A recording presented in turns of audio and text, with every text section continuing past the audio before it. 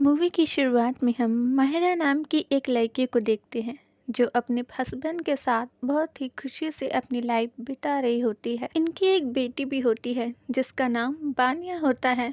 But बानिया को इन लोगों ने अडॉप्ट किया होता है क्योंकि बानिया के पेरेंट्स की कुछ दिनों पहले ही मृत्यु हो गई थी। माहिरा एंड एडेंट बानिया को बहुत प्यार करते थे, पर फिर भी बानिया अपने रियल मॉम को बहुत याद करा करती थी। एडेंट की एक खिलौनों की फैक्ट्री थी जहाँ पे वो डॉल बनाकर बेचा करता था। उसने एक सबरीना डॉल बनाई थी जो बच्चों में बहुत फेमस हुई एंड उसने अपनी वाइफ के लिए अलग से एक बहुत बड़ी सबरीना डॉल बनाई। माहिरा को एडेंट का दिया हुआ ये गिफ्ट बहुत पसंद आता है। इसके बाद हम बानिया को देखते हैं जो अपने स्कूल में होती है। यहाँ उसका दोस्त चाली चाली गेम खेल रहा था। दरअसल वो चाली चाली गेम की मदद से अपनी मॉम की स्पिरिट को रियल वर्ल्ड में बुला रहा था। बानिया को ये सब देखकर बहुत अच्छा लगता है एंड वो अपने फ्रेंड से चाली गेम के बारे में पूछती है, जहाँ फ्रेंड बताता है कि इससे हम दूसरी दुनिया से उनकी स्पिरिट बुला सकते हैं एंड हम iOS ऐप की मदद से उस स्पिरिट को देख भी सकते हैं। बट हमें प्रार्थना करके उस स्पिरिट को वापस भी भेजना होता है। बानिया अपने दोस्त से उस गेम को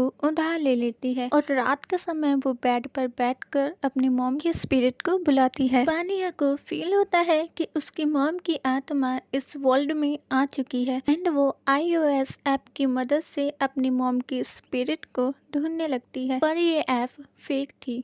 इसलिए बानिया को अपनी मॉम की जगह अपनी आंट माहिरा दिख जाती है। माहिरा बानिया को सोने के लिए बोलती है एंड उसे सबरीना डॉल भी देती है। बट हम यहाँ पर सबरीना डॉल की आंखों को हिलता हुआ देख पाते हैं। इसका मतलब कि चाली चाली गेम से वाकई में कोई आत्मा आ गई थी और वो इस समय सबरीना डॉल के अंदर थी। सुबह हम सबरीना डॉल को अपनी जगह बदलते हुए देखती हैं, तो देखकर माहिरा डर जाती है। रात में बानिया फिर से iOS ऐप की मदद से अपनी मॉम को ढूंढने लगती है एंड उसे एक सोल भी दिखती है, पर ऐप हटाने पर वो एक डमी निकलती है। पर तभी कोई सोल उसे अलमारी में खींच लेती है। बानिया सुबह ये बात माहिरा को बताती है। माहिरा बोलती है कि तुम्हारी माँ एंडनी अब इस दुनिया में नहीं है, पर एंडनी वहाँ पर होती है।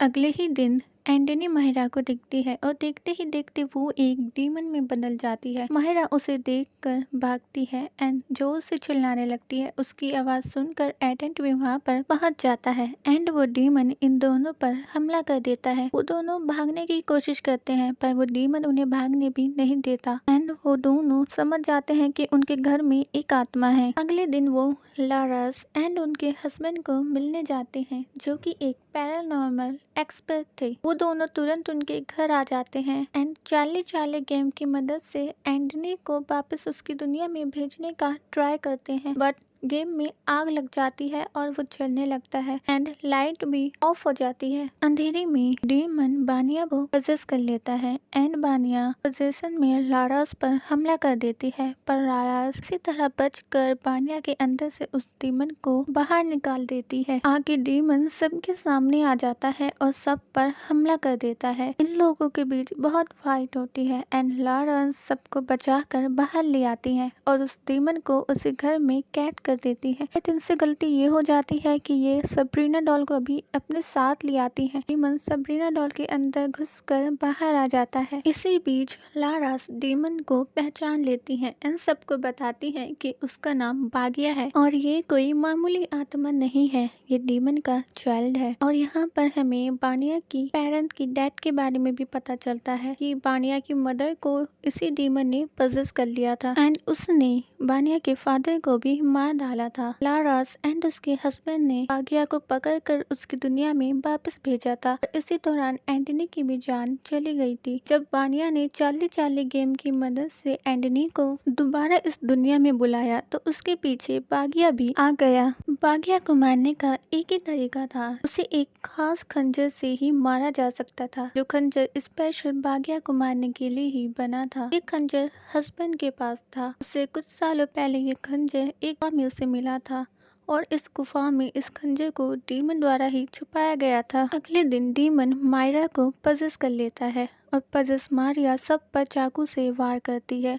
ये लोग मायरा को बहुत मुश्किल से पकड़कर उसके घर पर वापस लाते हैं जहाँ पर लारास माहिरा पर एक्सोर्सिज्म परफॉर्म करती है। एंड यहाँ पे हमें पता चलता है कि बागिया को कई सालों पहले इंसानों द्वारा ही बुलाया गया था। यहाँ पर टाइम पास्ट में जाता है एंड हम जान पाते हैं कि एडेंट का एक भाई भी था जिसका नाम आर्का था। इनके फादर की एक टॉय फैक्ट्री थी। इनके फादर को आर्का के डिजाइन करे हुए टॉय ही ज्यादातर पसंद आते थे। जब इनके फादर की डेथ हुई तो उन्होंने अपने प्रॉपर्टी का 60% आर्का के नाम कर दिया एंड 40% एडेंट के नाम। ये जानकर एडेंट को बहुत गुस्सा आया। वो पहले से ही आर्का से जलता था, इसलिए वो एक तांत्रिक के पास ताकि वो अपने भाई को मरवा सके और बागी की प्रॉपर्टी भी अपने नाम करवा सके। एंड उसी तांत्रिक ने बागिया को बुलाया। इस दिमन को एक ह्यूमन बॉडी चाहिए थी, इसलिए उसने सबसे पहले आर्का को पजेस करने का ट्राई करा, पर वो ऐसा नहीं कर सका। इसलिए उसने आर्का की वाइफ